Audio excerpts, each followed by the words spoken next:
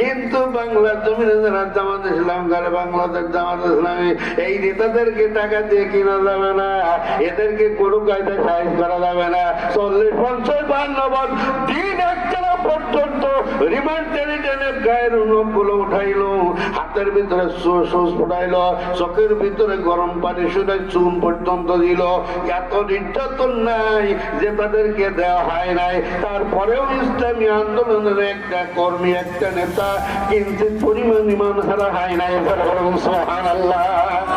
এতবার এত ধরে এত কিছু করে এদেরকে ঠান্ডা করা যায় না। উপায়টা কি? উপায়টা কি? সর্বশেষ দেখা গেল কয়েকজন নেতা করে হাত ছাড়া করতে হবে। তাই সর্বপ্রথম আমার বাচ্চারা আলী হাসান মোহাম্মদ মুজাহিদকে নিয়ে গেল, কাদের মোল্লাকে নিয়ে গেল, মন্তুর রহমান নিজামীবাগ। এই দেশে অনেক মন্ত্রী হয়ে গেছে, কিন্তু আমাদের ইসলামী আন্দোলন বাংলাদেশ জামাত ইসলামের নেতা, তাদেরকে আমরা এত খারাপ বলি, এত খারাপ বলি, কিন্তু যখন দদক চলে আসলো 1-11 হয়ে গেল, ওই মুহূর্তে এমন শেখ হাসিনার মতো বাইতুল মুকাররমের ইমাম পর্যন্ত পালাই গেল। ওই সময় এমন কোন নেতা নাই যে হাতে হানকা পড়ে নাই। অথচ আলী হাসান মোহাম্মদ মুজাহিদ দুইবারের মন্ত্রী, তার পেছনে দূরবীন দিয়ে দেখা গেল একটা পয়সা দুর্নীতি নাই, মতিউর রহমান নিজামীর কোন দুর্নীতি নাই। অথচ সর্বশেষ তাদেরকে রাস্তার কাটা সরানোর জন্য ফাঁসি দিয়ে শহীদ করে দিল।